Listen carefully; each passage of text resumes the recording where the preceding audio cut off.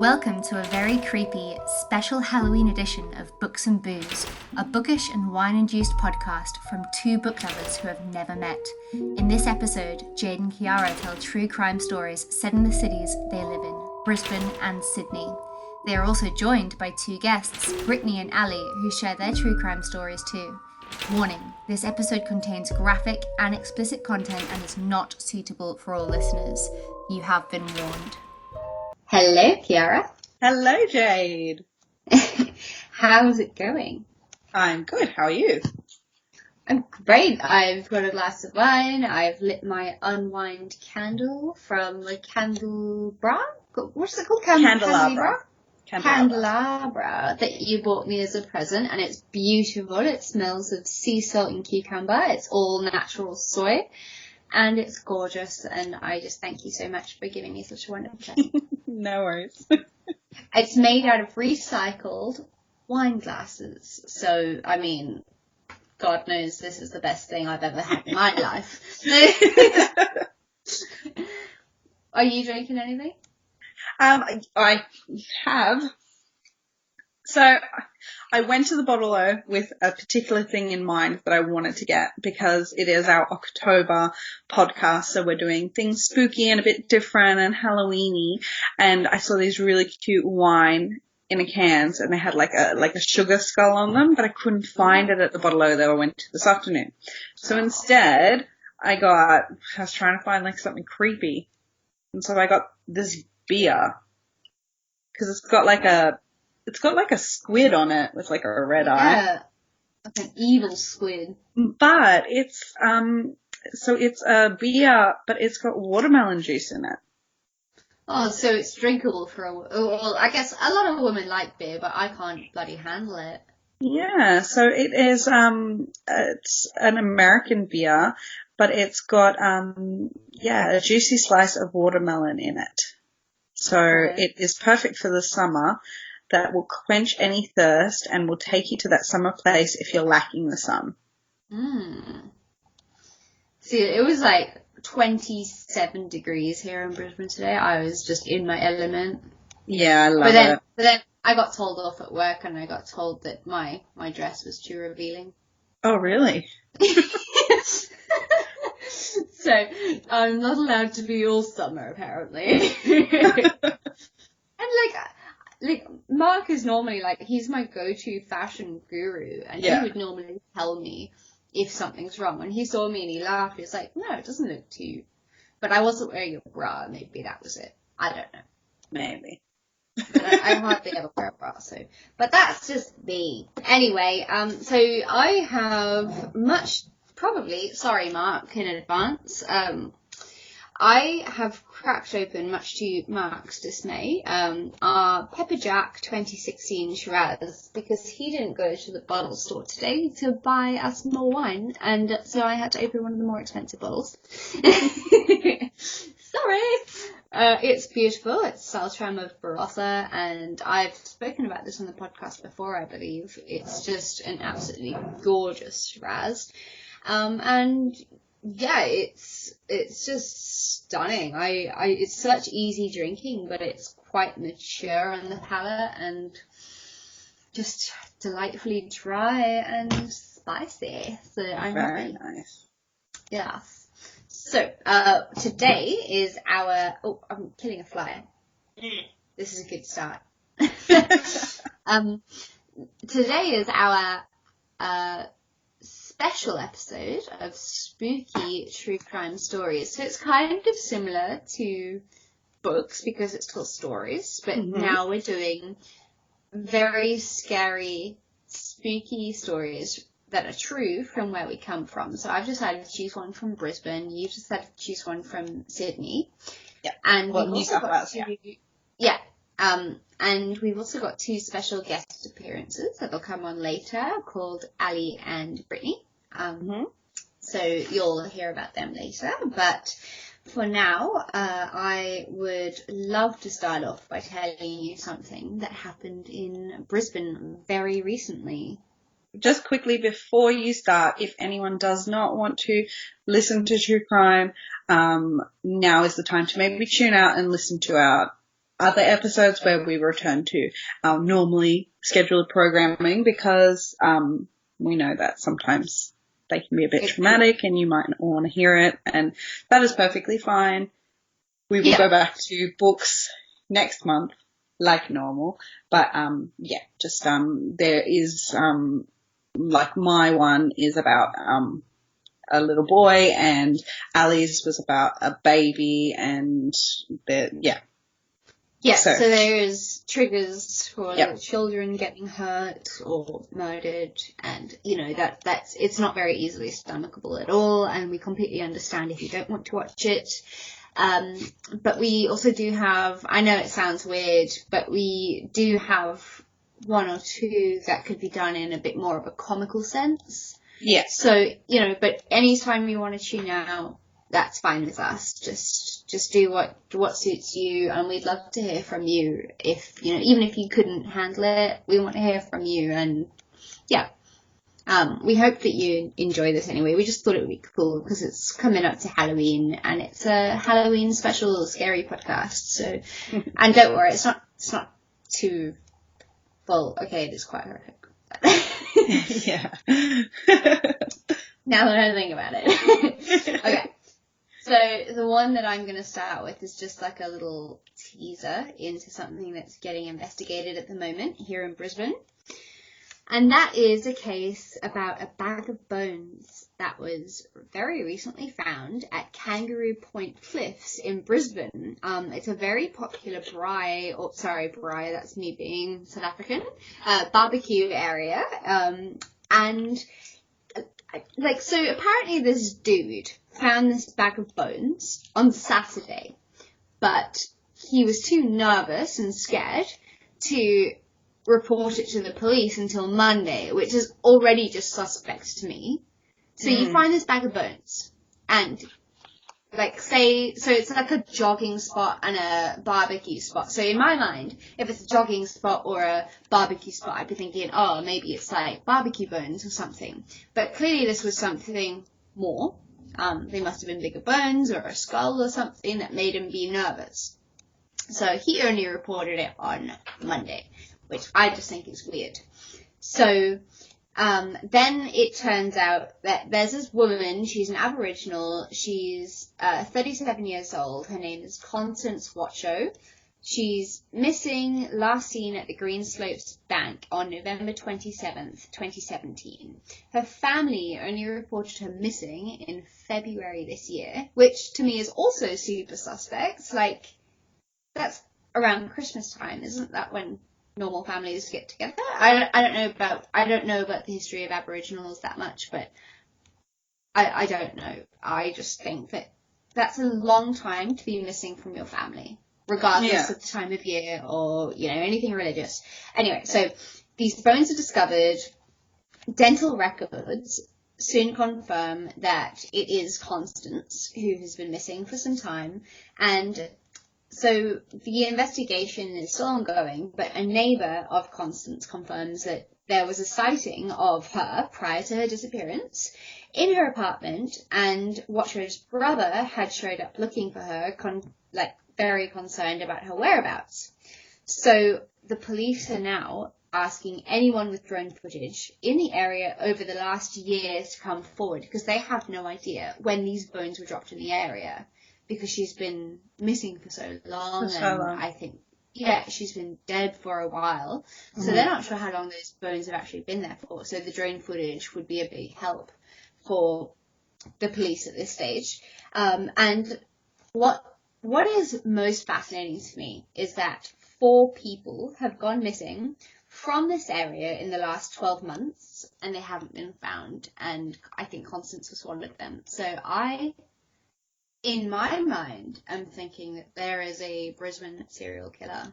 Because if you think about, I'll Be Gone in the Dark, the Golden State Killer, it took him a while to start making people, get murdered and stuff like that. And he did it, over a period of months. So in 12 months, 4 people have gone missing. What if it's the same person? Yeah. And it's, dispatching their bag of bones in different locations. That's kind of what I'm going down at the moment. Is that a, like, what type of area is that? Kangaroo Point, did you say? Yeah, so, I mean, I've been there. Is it rural or is it No, central? it's like, so I could be speaking out of my ass right now because obviously I am quite new and I haven't had a lot of travel time to get around Brisbane, but I think Kangaroo Point, like, I think the houses are quite nice. I mean, it's a beautiful, beautiful area, like, overlooking the Brisbane River. I think. So the barbecue areas over the Brisbane River, and there's a beautiful, like, climbing wall where people can come and do rock climbing and stuff, and it's, like, a lovely area. Okay. So, I don't know, I just think that's quite creepy. Yep. So, no one knows who the murderer is, but they know that it's her, and I just wonder if the other missing cases could potentially be linked. Maybe. We'll have to wait and see. I just, like, be amazed if bags of bones start popping up everywhere. In, like, barbecue and jogging spots. But anyway, on with the episode. Yeah, that wouldn't make a very enjoyable Sunday picnic. No, imagine, like, finding a human body. But no, thank you. in my head, when I heard about this case, and they were like, oh yeah, a bunch of bones was found in this area, because it's such a popular barbecue area, I was like, oh, well, it's probably just bloody, like, some ribs that people have, like, had and eaten and tossed out or something. Yeah. And, like, chicken bones or whatever, but apparently it's a body. So, there you go. I just hope someone didn't actually, like, cook her and eat her. That's what I was thinking. That's how they disposed of the body, maybe. Oh. Yeah, imagine that. Jesus. Yeah, not That nice. would be quite interesting, though, if that is the case. Imagine that, like, they cooked her in front of everyone, like, somehow, and then just dumped her bones somewhere. It'd be pretty brazen. Yeah. Hide in plain sight, pretty much. Yeah, we could be onto something here. Anyway, so what is your true crime case for today? So mine is the disappearance of William Terrell. Have you heard about little William Terrell? No. Okay, so this one, I picked this one because it's kind of something that's just always stuck with me. So this little boy, he disappeared when I was pregnant with Alex, who's my oldest. And every time I see him, I just think of, like, the emotions that it kind of brings back, because it's just so sad. It's always sad when, like, anything happens to children or children go missing and stuff like that. But, so, yeah, I picked this one because recently they did another search, and I was hoping that they would find him, like, either way, but sadly he still hasn't been found. So now I'll read a bit about him. So William Terrell is an Australian boy who disappeared at the age of 3 from Kendal, New South Wales, which is kind of high up in New South Wales, on the 12th of September 2014. He had been playing at his foster grandmother's house with his sister and was wearing a Spider-Man suit at the time of his disappearance. Terrell is believed to have been abducted. Despite extensive investigations, as of the 30th of July 2018, 4 years after his disappearance, well, even today, so that's, what's today, the 20th of September, William Terrell has not been found, and his abductor has not been identified. So on that day in September, William Terrell was at his with his foster parents, and his 5-year-old sister travelled 4 hours from Sydney to visit his grandmother in Kendal. His grandmother's house is directly across from the bushland road of the Kendal State Forest, about 35 kilometres south of Port Macquarie. Between 10 and 10:25 a.m., Terrell and his sister were playing hide and seek in the front and backyard, while his mother and grandmother were sitting outside watching them. His mother went inside to make a cup of tea. She became worried when she had not heard from him for 5 minutes and began searching the yard and house. Shortly after, Terrell's father returned after going to Lakewood on a business and began searching the street and door-knocking neighbours. At 10:56 a.m., his mother dialed 000 emergency services to report him missing.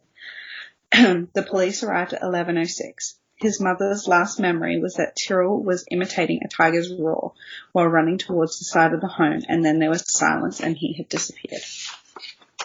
Wow. So the initial search efforts, hundreds of police and members of SES services, rural fire services, and members of the community searched day and night for William. Specialist police, including sex crime squad, formed strike force, were immediately formed.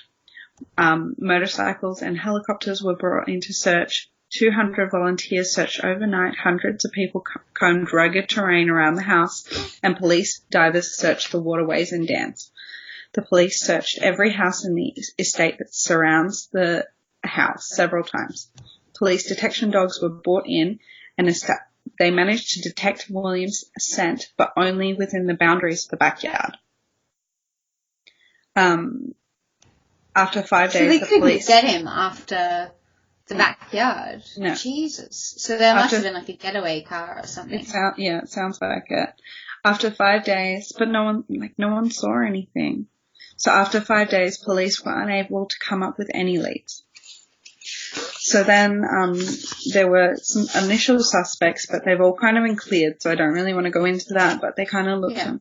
It sounds like there were a lot of pedophile rings in the area, but that's all kind of been cleared. And then there was a man that was repairing a washing machine, but he's also been cleared. So there'd been some sightings of people that they thought might be William, but there was a sighting of a young boy in Queensland, but they got a call to say that it wasn't him, and then there were some passengers on a flight to New Zealand that thought that he was on the plane, so the police met the aircraft at the airport, but it wasn't him. There was another... Why would people think that it was him, though? I mean, obviously they wouldn't be saying that he was in a Spider-Man suit. So what was... Well, this was a while after, so I mean, Yeah. He's... there's loads of boys that... So he just, I'm just showing Jade the picture of William. So he's got cute sticky out ears, and he's little scrawny, beautiful little boy. Yeah, he's just got a sweet little face. But I guess people thought they were helping. I mean, if you see someone that looks like him. Yeah, I guess any lead, you never know. Yeah. So, on the second anniversary of William's disappearance, the New South Wales government announced a $1 million reward for information on his whereabouts. Wow. The police said that the reward will usually be paid on a conviction or an arrest, but any recovery efforts would gain the reward. So any information that led to anything that led to his whereabouts or something like that would gain the reward. And this is the biggest reward ever offered to find a missing person in New South Wales history, and doubled the amount of the previous high reward. The case led to a record number of calls to Crime Stoppers. The police have interviewed more than 1,000 people in connection with the case. There have been 11,000 documents created by the police. The search has gone global as far as Europe and the US. Crime Stoppers has set up websites in 26 countries. The police have identified 690 persons of interest to their inquiry. And 695? Yeah. And have called in other specialist squads within state to investigate so many people. But yeah, so it's kind of a weird case because William Terrell has a very complicated family history, which prevented his parents from being able to be named for legal reasons.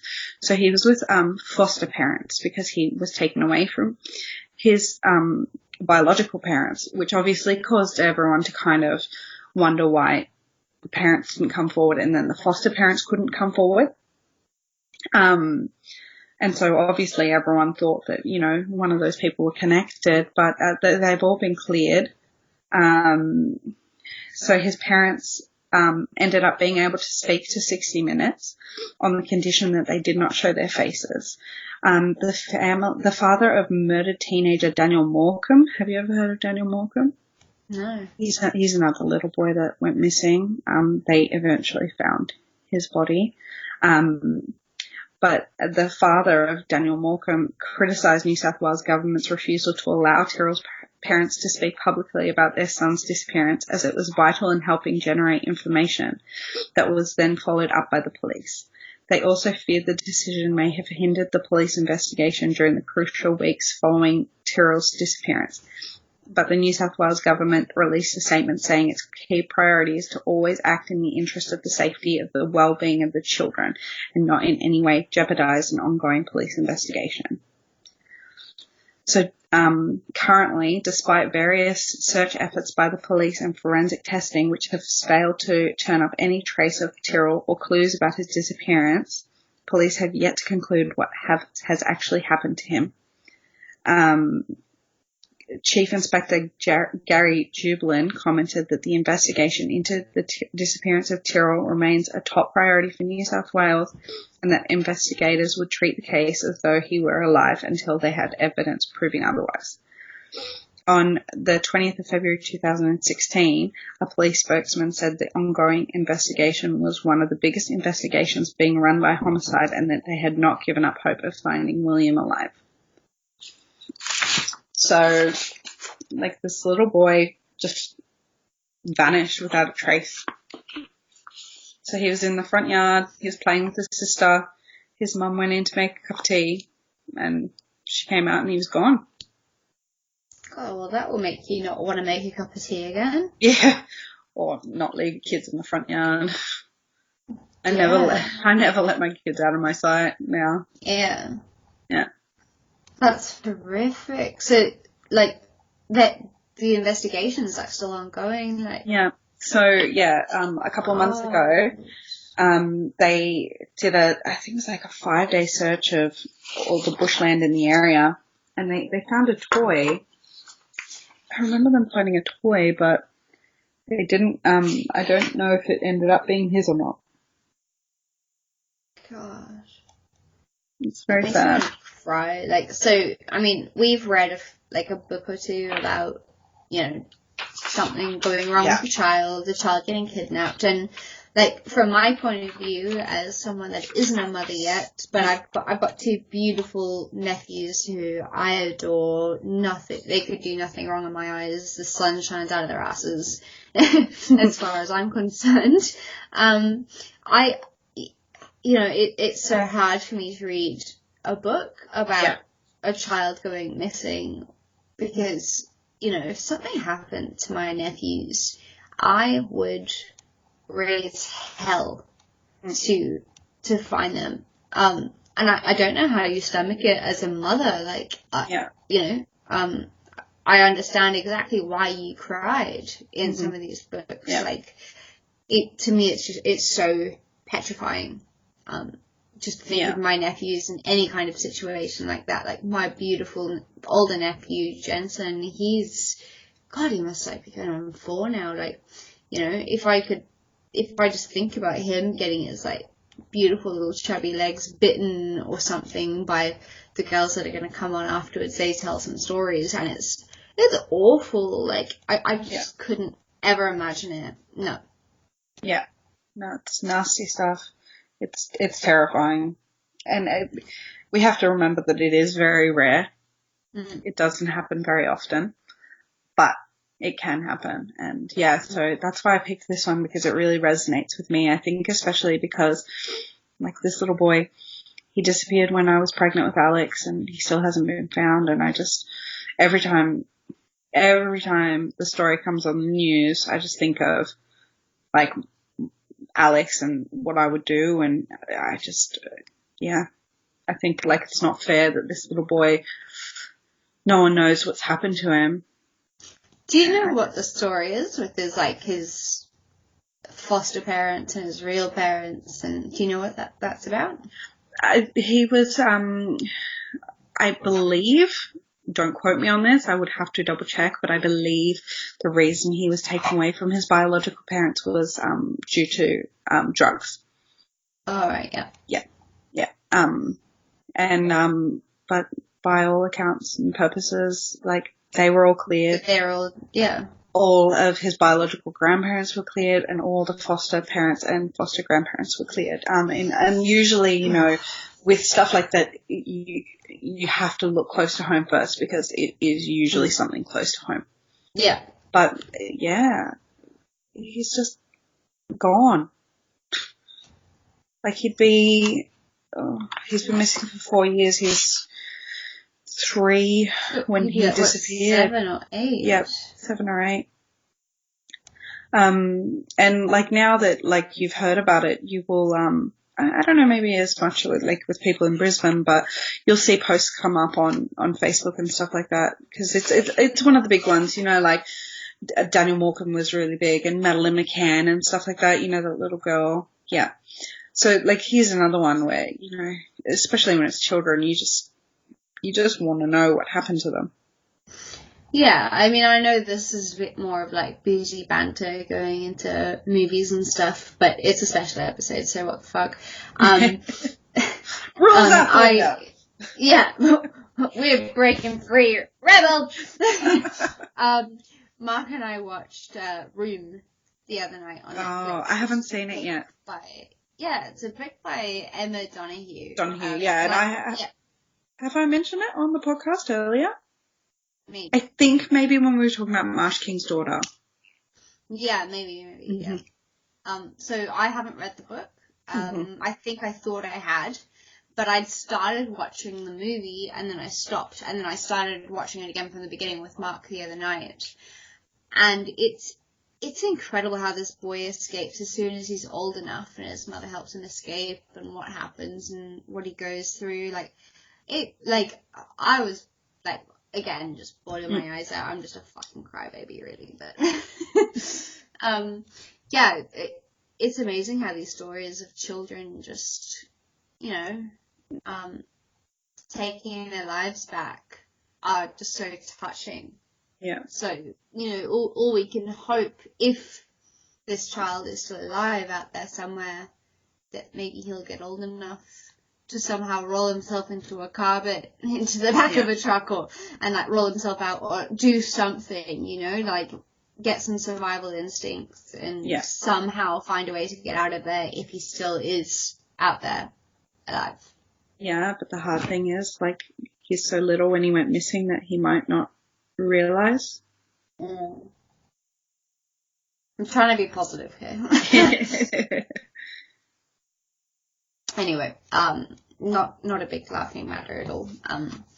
We hope that the family finds their child soon, you know, definitely alive, or just, you know, just to get some closure. That's what I would want anyway. Just to have that closure. So, all the best to them, and we're thinking of you. Yeah, and if you do see the posts going around on Facebook, always try and just share them, because you never know your reach of, you know, friends and family on Facebook. You could reach someone that, like, you know, saw him today. Or know something, Yeah. So just keep sharing. Every tiny little click helps. Yeah. That's what we have to say. So, my case, I mean, it's still bloody horrific. But that one was, I guess, I'm going to try and make mine a tiny bit more, not comedic. Yeah. Because it's not comedic whatsoever, it's true crime, but, you know, other true crime people do this. So, and I think that this is the kind of girl, my case that it's about, the victim, I think that she would enjoy it, because she's a very edgy chick, or she was a very edgy chick, so this is my case, and I think that she would enjoy the way that I'm doing it. So I have decided to call my case The Girl That Was Too Beautiful for This World. Okay, so my case happened at the end of June this year, so very recently. Okay. It's about a girl called Larissa, I don't exactly know how to pronounce the surname, Larissa Beilby, She was 16, and she'd been dating 34-year-old Zlatko Sikorsky. So that's an age gap of 18 years. What do you think about that age gap? To each their own, I think. Yeah? Yeah. I don't think, like, you can judge every situation on one sort of thing. I think it depends on everything you've been through in your life and your emotional maturity and a whole bunch of other things. Like, so I mean, like, Mark and I are 6 years apart. My ex and I were 13 years apart. I've been with people a lot older than me, and that stuff happens. So I don't think that anyone should be focusing on the age. Yeah. So Larissa Beilby, she's staying in a halfway house, and she starts to tell her friends that she's worried that Sikorsky is going to find out her age. So she's obviously been lying to him about her age. See, that's where it goes wrong. You should never lie about your age. So what I'm thinking there, because she's worried, she's 16 now, but perhaps they've been together since she was 15 or younger. I don't know. But, then in his mind, he could be thinking, oh, fuck, she could still, like, sue me for, like, child molestation or something if it had been when she was 15. Mm-hmm. You never know. That's what I'm thinking in my head. Like, this could all be wrong. I'm not that clued up on this stuff. But in my head, that's where I'm going with this. So, I would be pissed off if I was him if I found out that she was younger than what she was saying. Yeah. And she's gorgeous. If you look her up, Larissa Beilby, it's Larissa, and her surname is Beilby.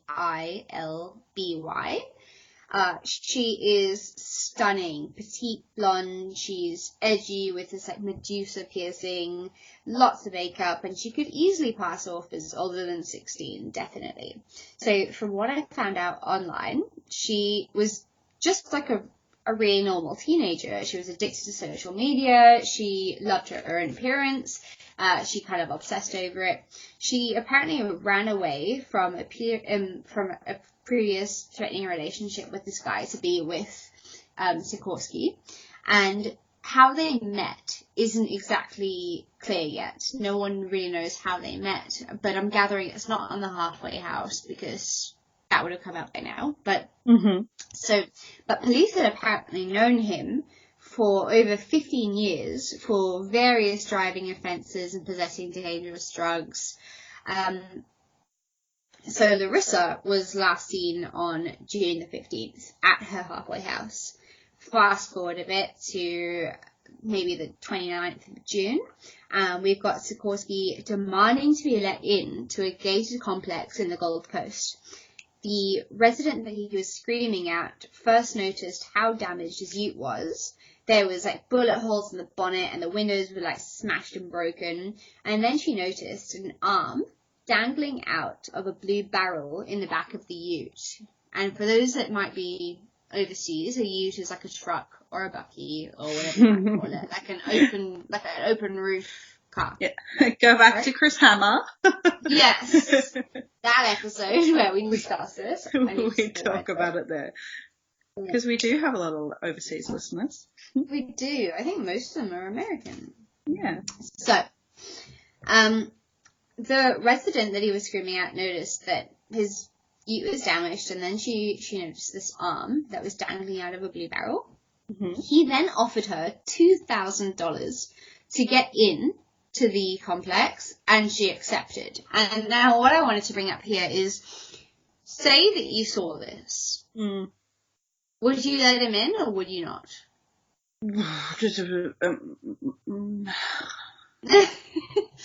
It's kind of something that you like it's very hard because thinking of your own safety. Yeah, what would you do if you said no? Yeah, exactly. You might be the other arm in the barrel. Exactly. So that's where I was kind of getting with this. Like, so obviously she kind of had to let him in because if she didn't, what could have happened? But then you just go and call the police. Yeah. So, right away. So then he abandons the car and the barrel and flees. So the police are called and they find the body in the barrel, and apparently it was so badly decomposed that it took a number of days to identify the girl. So this massive manhunt ensues. Like Sikorsky said, like he barricaded himself into this like little apartment in the Sunshine Coast for 28 hours while over 40 police were negotiating with him. During this time, his own father arrived at the scene and the police allowed him to visit. 2 hours later, the dad leaves the apartment and he appeared really happy and bubbly. And he said to the police, he's a super decent guy and he hopes that this is all a bunch of rubbish. And he made some comment about waiting for the police to do their jobs properly. So his dad's obviously bloody fucked in the head too.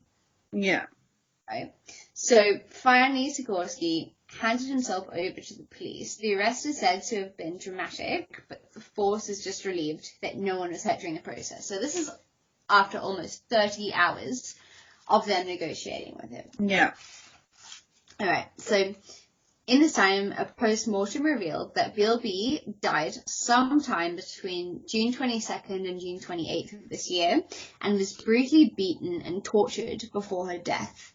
To this day, and she's 16, you know, like the poor girl doesn't know what she's doing yet in life. Like if I think back to when I was 16, I was fucked, right? I was involved with the wrong people too, but this girl obviously just took it too far. So to this day, no cause of death has been confirmed and neither has a motive. In fact, although Sikorsky has been charged with torture, murder, misconduct of the corpse, and other offences totaling up to 18 charges, his lawyer, Brandon Ryan, said that he will fight the murder charge. He says that Beilby died as a result of misadventure, which basically means that it was a circumstance relating to an accident.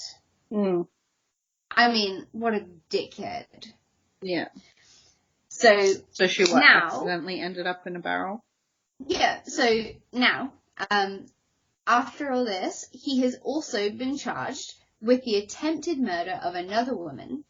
And I don't know how many people listen to our podcast, but if this woman is somehow out there listening to us, I would love her to come forward and reach out to us and either just tell us her story or come onto our podcast and tell us your survival story, because I think that would be absolutely amazing, how you got away from this absolute horror of a man who will hopefully spend the rest of his life behind bars. If not, I'm fucked because I've just slated him. Mark will protect me. But yeah, we would love you to come forward and share your story, because the fact that you survived something that could have ended like Larissa Beilby is incredible. And yeah, furthermore, Larissa Beilby, since her death, a fundraiser for her funeral was created, and it raised over $16,000, which her family is planning on giving to charity. And her sister, when in the morning, said she was just too beautiful for this world. So, yeah, I mean, it's obviously, it's quite new, and they don't know the exact reason why he killed her. I mean, I'm sure child molestation would have gotten you less than life imprisonment for murder. Yeah, you probably thought he'd get away with it, though. Yeah, I'm just interested to see how it unfolds. Yeah. I've been looking every day since I started researching the story for this episode, and nothing new is coming. But I'm interested to keep up to date with it. But yes, we've got two other lovely ladies who are guests onto the podcast. Our first, guests that aren't authors. Yeah, it's very exciting. They'll be sharing their creepy true horror stories with us. Yes. But before they do, I thought that we would briefly chat about our boozy banter. Yes. Because they talk about theirs in between their stories. So you'll get a story, a boozy banter, story, a boozy banter. Yeah. So this one's a little bit choppy, but, it's a special episode, so just, enjoy it or leave. Whatever you want. Pour yourself a lovely glass of whatever you want to drink and enjoy. So, have you... I know we recorded recently, so I don't know, how much new stuff you've kind of been listening to or reading or anything like that. But did you want to go first? Or did you want me to go first? What have I been doing? I read Harry Potter, but that's supposed to be a buddy read, right? Yeah, and I think we'll do an episode on that. Yeah. So, but I just want to say briefly, I won't go into detail, but so I read Harry Potter, took up a bit of my time, and I loved it. But I'll go into more detail later. What else have I been doing? I've been on a juicy kind of a detox, but while still enjoying wine in the evenings, because I'm not ready to give that up yet. So I've been loving blending things in my NutriBullet, and I've already lost 1.5 to 2 kgs just from blending things in my NutriBullet, carrots and bananas and coconut juice and a whole bunch of shit. But it's just been good. I've been feeling super healthy. I can feel my skin feels smoother. And I'm still enjoying wine, which is fucking fantastic. What else? We got our buddy read pick, which is A Simple Favor. A Simple Favor by Darcy Bell. Yep. I was supposed to go see that at the cinema tonight, but Mark bailed on me. So he went out with the boys. But I am looking forward to that. But also I want to read the book first before I watch the movie. Yeah. But apparently I've heard mixed things about the book. Oh, the book? Yeah, me too. Yeah, but apparently the movie's brilliant. I mean, with that cast, I mean, what is it? Anna Kendrick, Blake Lively. And Blake Lively, they're great. Yeah. I love Blake Lively, so I'm hoping that they do a good job with the book. Yeah. What else? Music, blah. I don't listen to a lot of music, honestly, I don't. So I don't really have I think I've already mentioned Lindsay Sterling, which is just my favourite thing. Although, you know what I have been listening to a lot lately? Whenever I want to get into the mood to party, I listen to Headlights by, what's the name? Robin Schultz? Is it Robin Schultz? Headlights? I've never heard of it. Oh no, my phone's bloody dead. Let me see if I can get it up just for a second. I don't know if this will work because we're recording, but it would be awesome if it does work. Headlights. Robin Schultz. Okay. So let me know, you can see our recording, right? Yeah. So let me know if this comes through, because this is a great bloody song. I won't keep it on for long, but it's so good. So whenever I want to party, this is what I listen to. Oh, it's going to do a bloody ad first, obviously, because I don't pay for YouTube Red or whatever the fuck that's called. Alright,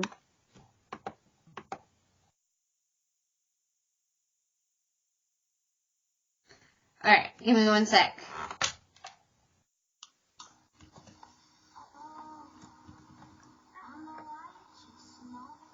Can you hear it? Yeah. Yeah. Very faintly.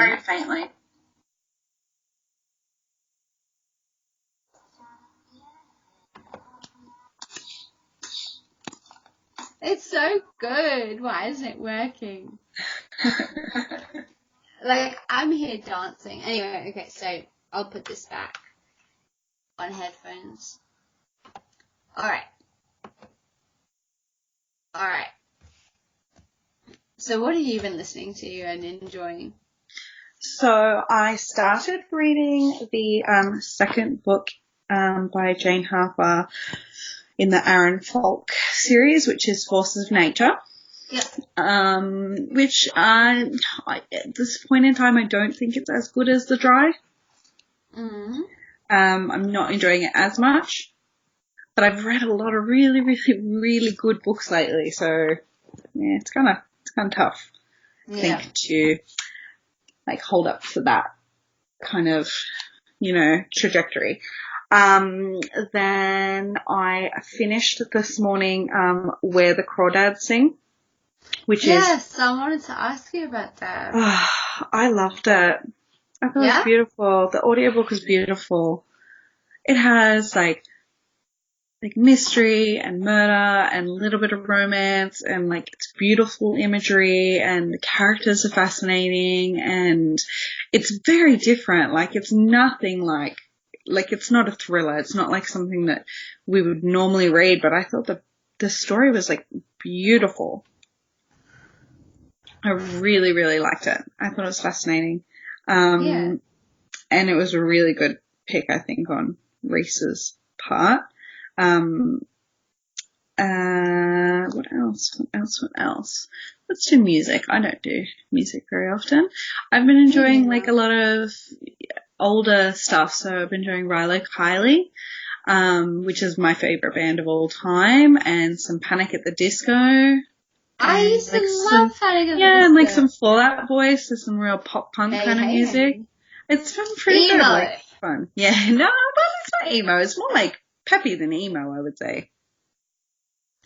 Did you know that I used to be an emo? Did you have the thick fringe? I had pitch black with blue streaks, lip ring, like eyeliner dribbling down my face. Yeah, like wristbands. Oh dear. Black nail. Yeah, I was full on emo goth. And now I'm the complete opposite. We all go through our little phases. Man, I don't think I've really watched anything. I'm just it's gonna be busy reading. Okay. Oh. Yeah, I've been super busy reading because our podcast is going mad and there's just too many books to bloody read. I know. Good problem to have there. Yeah, first world problem. Alright, so should we get on to the other two lovely ladies that are going to be joining us for the rest of the episode? Yeah, so enjoy Ali and Britt and their stories of true crime. And we hope you enjoyed this episode, and we look forward to bringing you our next episode. Yeah. Which will be back to our normal bookish stuff. Yes. And, this is just like a special Halloween special. And if you do want to be featured on the podcast, just send us a mail, reach out to us, tell us something, like, even if it's just a book that you've been super enjoying and you've got something amazing to say about it, like, we would love to have people onto the podcast and stuff like that. And also we've got Patreon, where if you'd like to support us in any way, that would be really lovely. I've actually just been told off by them because apparently the tiers are not good. So I need to edit that. The what? But the tier, so like, depending on the prizes, or not the prizes, like, so if you donate like $2, and then I'm like, yeah, if you donate $2, you get this, or if you donate $5, you get this. And apparently I've done something wrong or against the rules, so they sent me an email today saying like, you gotta fix that. I can't remember what it says because my phone's off now, but yeah, I gotta change that before they delete our Patreon account. But yes, if you would like to support us, that would be amazing, because we are new and we're trying so hard to give you guys what you want, and we are like, this is our life. Like, it's like my baby, and I know it's Kiara's like third baby. Maybe fourth after Mitch. Yes. Well, okay, so it's my second baby because I got Mark. Hairy beast. But yeah, so any help would be appreciated. And if you're looking for a way to support our podcast that is not spending money, then please just leave us a review on iTunes, because it helps us get more out there. I think we've got like 9 reviews now, which is so nice, and we thank every single person that's done that. But every single review helps us, stand out there more. So please just carry on doing what you're doing, because it's fucking working. And tag us in whatever you're reading. We love to see it. And tag us when you listen to us, because we always reshare too. We put you in our stories. So the following was pre-recorded before this, so I'm going to go and have a pee and then watch some girly stuff on TV while everyone else listens to Brittany and Ali. Yay! Yay! They're bringing you some more true crime stories for our Halloween special. I hope you enjoy it. Bye. Bye!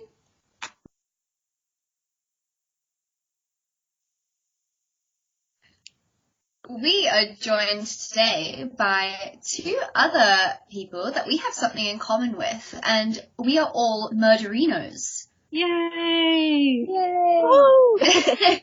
So we've got Brittany, who is currently sitting outside of her university to film with us, and we've got Ali. So they are coming onto our podcast today to share some of their scary true crime stories for our Halloween special. So who wants to go first, Brittany or Ali? Brittany can go first. Okay, I have 2, so was there, which one did you want to hear, or do you want to hear both? We can hear both. Go for it.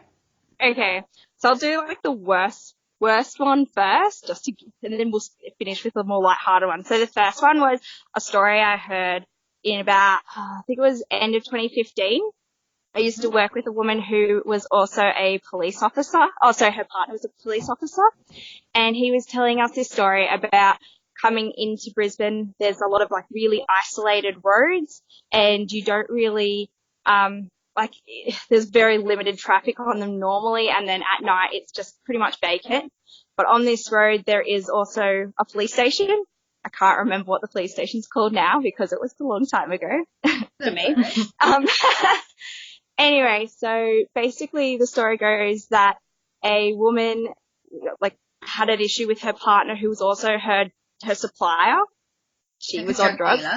Yep. Yeah. They had a fight, and she ended up stabbing him and killing him. And do you know what the fight was about? It was about drugs and repaying him for the drugs. Crikey, she was desperate. So, yeah. Well, So, in a sort of not in an altered state, I guess you'd say, that she didn't know how to hide the body, but she didn't want anyone to find out what was going on. So she ended up tying the guy to the back of her car to drag his body into the forest. That's all the bushland that sort of surrounds the outskirts of Brisbane. What she kind didn't of smart though. It is, but what she didn't know was there was this super isolated police station on the road. So, no one found her, no one found out what she was doing, but she went past the police station as she drove the body out to the bush wherever she hid her. I'm not too sure on where exactly they found him, but it was about 2 weeks later that they did find him, and they were able to match her to the crime because of the surveillance tape they had outside the police station, where they could see her dragging this body along the road. From memory, they had to use something like dental records or something like that to actually identify this guy, because he was just so scraped up from the road, because, well, humans aren't really supposed to be, tied to the backs of cars. Yeah. So, yeah, but this is why you shouldn't do drugs, people. Yeah, I think that's a good... Did you say something about? You said something on your story about like his face had literally been dragged off with the car. Yeah. So like that's how unidentifiable he was. Yeah, it was something. Yeah, it was like dental records because they just had no other sort of flesh or skin to actually use to identify him. So he was like, and then he was decomposed for 2 weeks as well in the bush in Australia. So you can imagine that it wasn't exactly the best conditions to look after a body. Yeah. So yeah, he was in a really bad state when they found him. So, but they did identify him, and she was caught, and yeah, all this sort of stuff came out afterwards. But it's just insane that she literally went past a police station and no one saw her. Like, it was just very lucky, I guess. That oblivious. No one went out. Yeah, no one went out at like 3 a.m. in the morning and had a look around to see her dragging a body behind her car. So, I love it. Insanity. There's that story. Drugs, kids. Yeah. Yes. I also have another one. Yes. My other story happened last year. So I used to work at a club down in the southern part of Brisbane, and one night it was a really normal night, but then it just suddenly all the managers start running around crazily, and it turned out that we'd actually had to go into lockdown. We'd been instructed to by the police. A man had a domestic dispute with his partner and had decided to just start like roaming the neighborhood trying to find her. She'd like escaped and was completely unharmed, which is really, really lucky. But he just started roaming the neighborhood, and he made a few threats to the security guards. At the time, we all thought he had a gun on him as well, so we were all a bit nervous, I guess, but we're all in lockdown for about an hour and a half, 2 hours. It turned out that at the end of this whole thing, like the police calmed him down and he got taken away. I'm not really sure. I can't find any more info on it, so I'm guessing that charges weren't laid. But it turned out that he didn't have a gun. He actually had a high-powered bow and arrow. What? I didn't even know that was a thing until last year. Crazy. So looking for her to try and find her and come across the club thinking that would be a good place to hide, and just started prowling around. Like, no one was hurt or anything, which is really lucky. But yeah, a high-powered bow and arrow, which is one of the stranger weapons I've ever heard of. Yeah. Yeah, imagine getting shot with one of those in the ass. Jesus. Takes stupid to the next level. So that was at a club in Brisbane. At what time? Yeah. This was not late, like probably between 7 and 9 o'clock at night. Yeah, real inconspicuous. Yeah, Friday night, we just finished doing our dinner rush hour. Night. No, because it's down south, it's really quiet and pretty tame, and it's a lot more. Who goes out to clubs at 7 o'clock at night anyway? Yeah, well, like that's it. It's like it's more for like it's more the older patrons, I guess you could say. So like an RSL? Sort of, yeah. Or like a nightclub? No, more like an RSL. RSL. What's an RSL? Pardon? What's an RSL? It's an old people's club. Like a pub kind of thing. Oh, yeah. Okay. It's usually connected to like the returned servicemen, so people that have been to war and stuff. Okay. Yeah. So they have like a lot of Anzac ceremonies and that kind of thing. Yeah, so sort of like that, but my club didn't have any of those affiliations. It was just a club. Yeah, right. Yeah. I'm still learning all these Australian things. Isms. Yeah, I didn't know that no one else had RSL clubs. It's weird. No. Everyone Well, maybe other people do, but I was in a very not quiet part of the world for most of my life. They definitely don't in like America or something like that, but I wonder if they do in New Zealand. Yeah, I was just wondering the same thing. I don't remember ever seeing them. It might be a uniquely Australian thing. So, Ali, Brittany, normally what we do is we pair our episodes with some wine, but obviously you've just finished uni and you're going home to do more uni work, right? Yes. So you've decided not to be drinking because you are you're going to be doing work. What fun. What else have you been enjoying while you've been, like in your life? Like, have you been enjoying TV shows or books? Like, what else have you been enjoying? Well, I should just say uni work, but I'm pretty bad at my with my uni studies. So, I literally finished watching the most recent season of Bojack Horseman today, which is one of my favorite shows, and I definitely recommend it. Yeah. It's just what a real, it's a cartoon comedy at its like base. It's a cartoon comedy about a horse who's like a washed up 80s star of an 80s sitcom, but it's about his life now and how he's sort of dealing with not being as famous as he was then, and it goes into a lot of places, so there's a lot of mirroring with current events. So this season had a lot of points that heavily were influenced by like the Time's Up movement and the Me Too movement, which were really, really, really important to see, I think. And yeah, I loved it. So definitely watch it. It's really funny. It's really good. I was actually, a friend at work, he's been talking about it heaps. So I was going to start it soon. So it's interesting that that's the one you brought up. Yeah. Sounds like something I would love with like some marijuana. Yes, that's something that gets said a lot to me. Not that I do that. I'm just saying.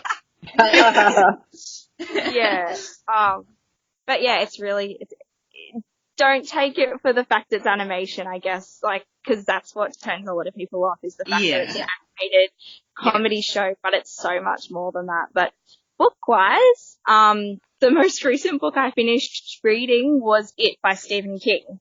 Did you like it? And that took me 5.5 months to finish. Yeah. Someone did it, like, slower than I did. Fantastic. It took me 5.5 months, and I crammed it before I went overseas, so I, like, just sat down and read it. I loved it. It's so much better than, it's so much, I mean, I love the movie too, but it's better in its own way, I guess, if that's a thing, if that's a way to be. As its own thing. Yeah, in its own right. Yes. Well, don't get Jade started. Don't get Jade started on it. Do you like the adaptations or not? I hated it. The new one or the old one? She hates the book. I hate the book. Oh, why? I just thought it was terrible, but like I don't want to go into it. Like I'm glad that like it's nice to have a different opinion on the podcast because I've already spoken about it on the podcast. So it's nice to have someone actually say that they enjoyed it. So that's good. We should stick to enjoyed it. Note. Yeah, you have to put aside a clear 5.5 months. Yeah, I did it. Have you read it, Ali? No, I haven't. I've read a lot of other Stephen King books, but no, I can't bring myself to do it. Yeah. The clown thing. Yeah, I know. No. The one before that. Hey? Oh, I was just going to say, the one I read before that was The House of Leaves. Did you hate that as well? Oh. We haven't read it. We're going to. Oh my God. Okay, so the episode that we're going to release before this one, what Jane and I do is we each picked 3 books that we hadn't read that were horror. And then we're going to get people to vote for which one they want us to read, and we're going to read one of mine and one of Jade's. And House of Leaves was one of my picks. I haven't read it. I do recommend it. I don't think it has horror elements. I wouldn't say it is a complete horror. Yeah. But I think it's so different. That's the thing. It's so different to anything I'd ever read before this. Did you like it though? I loved it. I loved it, and I've got the book there, and when I finished it, I was like, I want to read something, but the only thing I want to read is this book, and I've just finished it. It was one of those books for me. That's fantastic. I know, like as I said, I had a very different reaction in that it didn't give me those horror sort of chills, but I know, like I was reading reviews where people have, banged on their friends' doors in like dorm rooms late at night and like thrown the book across the room and be like, why did you do this to me? So That's awesome. It always gets a strong opinion. Yeah. But you can do it. That would be my vote. That's my vote. That's your vote? Well, you'll have to vote when we put it up. Yeah. So going back to the clowns though, just before we get into Ali's true crime story, I just want to ask, has anyone seen that movie on Netflix now called The Terrifier? No. So I'm like Ali, like I cannot stand clowns, and Mark knows it. Like, so once upon a time when I had an ex-boyfriend, I was having like some kind of a Sunday lunch with him and his family, and his uncle just like bent underneath the table and came up with this clown mask on his face, and I screamed so loudly and I burst out crying, and I ran. That's awful. No. Yeah. I like Who so does they stuff thought like that? Evil people. They thought that I was joking about being scared of clowns because it is kind of cliche, but like I had a full-on panic and like bolted. So I decided, okay, cool, I'm gonna watch this movie with Mark the other night on Netflix called The Terrifier, and it's like this black and white clown, but Yeah. the actual movie's not like too bad, but it's bloody horrific. This chick gets like hung upside down, so her legs are like splayed, and this dude like saws her from the vagina, Oh like my god. through her head. Like, it's bloody gory, and like just the fact that it's a clown was very creepy. And I can't believe that's bloody allowed on Netflix. And there's like, it's like a very nude and violence and gore, and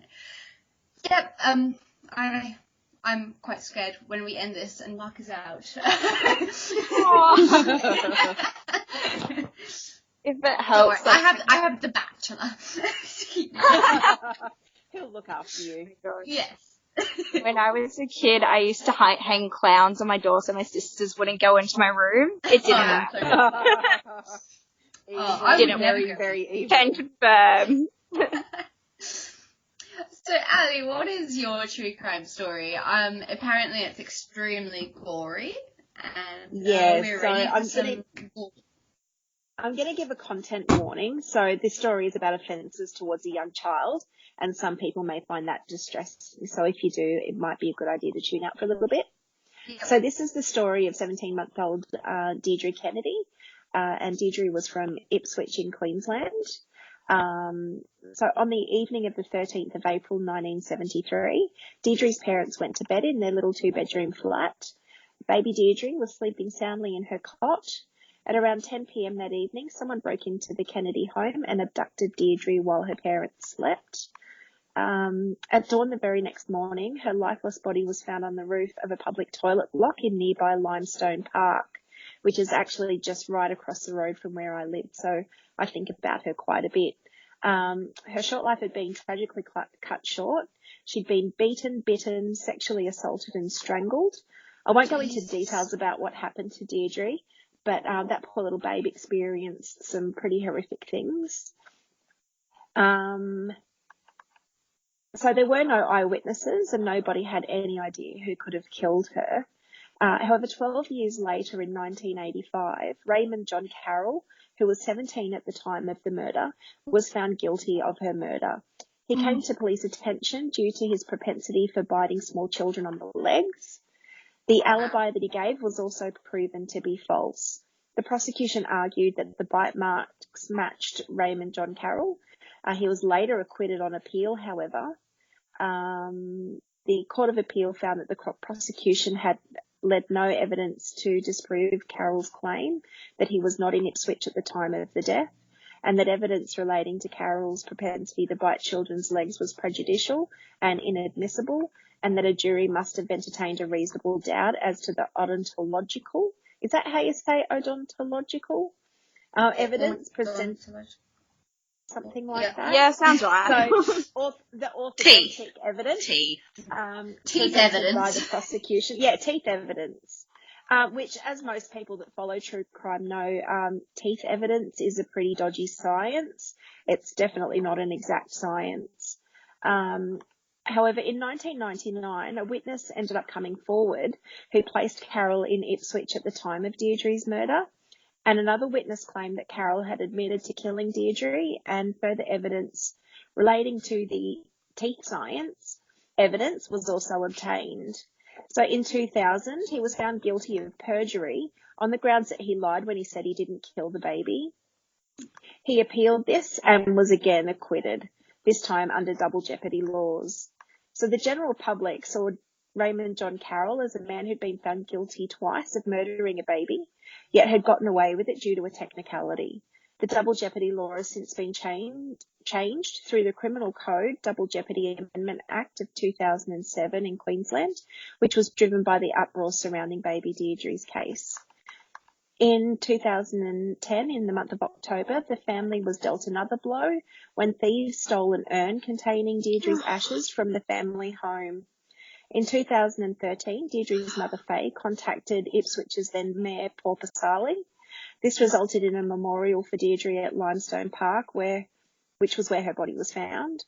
The memorial was held in April of 2013, and a plaque was placed at the rotunda so that families could reflect on the life of Deidre while spending some special time with their little kiddies while they were having some playtime. Oh, the poor little baby. Yeah, so it's one of those ones, like I said before, that just strikes me every time I look over to see the toilet, because the toilet block's still there today, where she was found, and it's hard to not just think about, not only what a horrible end to 17 months of life would have been like for her, but also just the years that her parents have had to go through. Injustice after injustice stole the urn. Who does that? Disgust. What Can I filth? ask, sorry, did you say that you live across the road from? Yeah. Yeah. Would you mind maybe taking a photo and sending it to us, and we can put it on our Instagram for Absolutely. For the stories? Yeah, I'll go over and do that tomorrow during the day when there's a bit of sunshine. Yeah. I'll take a photo of the toilet block the and also park. the little memorial. Yeah. Dumb question. But did they ever find the urn? No, not that I'm aware of. That sucks. Why would they take that What of a all weird thing things? to steal. There's no monetary value in them. Yeah, probably just once again the drugs thing. Someone's breaking in, stealing shit that they think might be worth something, and just didn't really care when they opened it up and saw that there were ashes inside. Definitely. They probably did pawn it. Yeah. My partner used to work as a financer, and he used to get urns all the time. Really? Because they're quite expensive, aren't they? Yeah. They are. Yep. Yeah. Messed up. It's heartbreaking. So Ali, do you have anything you are currently drinking or enjoying, movie-wise, wine-wise, book-wise? Music? Anything? Well, one of my favourite wine indulgences is a nice, I'm a Sauvignon Blanc girl. Yeah. You're like Kiara. Yay. So I love Shaw and Smith, which is from the Adelaide Hills. It's a little bit more on the pricier end of a bottle of wine, but I don't drink very often, so when I do, I really want to enjoy it. Yeah. So Shaw and Smith is definitely my go-to. TV-wise, I'm currently loving the most recent season of Better Call Saul. Oh, okay. I really love Better Call Saul. So it's a prequel to Breaking Bad. Oh, cool. It's on Stan, so if you've got access to Stan, I definitely recommend checking it out. There's a couple of seasons that have been done so far, and it's great. I love it. There's lots of crime stuff and lawyer stuff and lots of crazy stuff. It's a really, really good series, so I can highly recommend that. And my favourite book of all time would have to be A Confederacy of Dunces by John Kennedy Toole. Oh. Has anybody What's it about? heard of that? No, I haven't. So it's the one and only book that John Kennedy Toole wrote. He wrote it and was pounding the pavement trying to get someone to publish his story. and spent so much of his time just putting his heart and soul into it and getting nowhere. Unfortunately, he decided that he was a bit of a loser if, you know, he'd spent all of this time and effort in writing this story and trying to get it published and no one would pick it up. So he unfortunately ended up killing himself. And as a consequence, his mum then took up his cause and she ended up getting his book published for him. It's a bit of a weird fiction story. It's about this guy who's a bit eccentric, creative, idealistic, and a little bit delusional. And it's just about he's a bit of a slob and pretty gross and really quite manipulative. And it's just this crazy, crazy story that, from the minute I read it, I just absolutely fell in love with it. The characters are quite interesting and complex, and